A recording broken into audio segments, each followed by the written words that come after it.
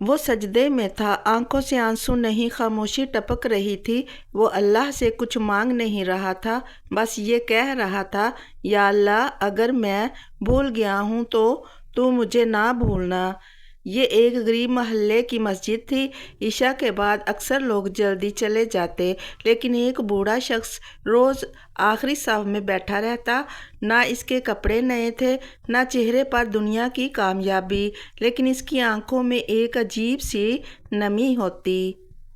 ایک رات امام صاحب نے پوچھ ہی لیا، بابا جی، آپ اتنی دیر کیوں بیٹھے رہتے ہیں؟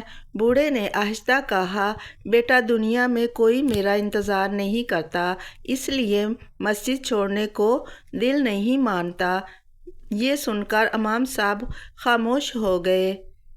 بوڑھا شخص بولتا رہا، میں نے زندگی میں سب کچھ کھو دیا۔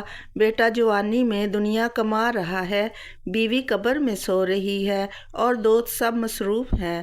پھر اس نے اپنا کانپتا ہوا ہاتھ دل پر رکھا اور کہا، لیکن ایک ہستی ہے جو آج بھی میرا انتظار کرتی ہے۔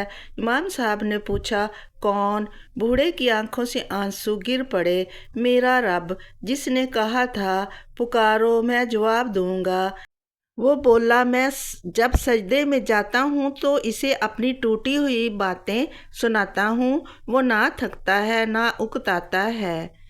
پھر بوڑھا کھڑا ہوا، نماز کی جگہ کو چوم کر بولا، بیٹا، دنیا والے تمہیں اس وقت چھوڑ دیتے ہیں جب تم کچھ نہیں رہتے، اور اللہ تمہیں اس وقت قبول کرتا ہے جب تم ٹوٹ جاتے ہو۔ اسی رات فجر کے بعد وہ بوڑھا مسجد میں نہ آیا۔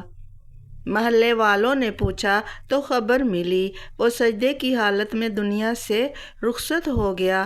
اس کے چہرے پر عجیب سا سکون تھا، جیسے کسی نے اس سے کہہ دیا ہو، آ جا میرے بندے، تو اکیلا نہیں تھا۔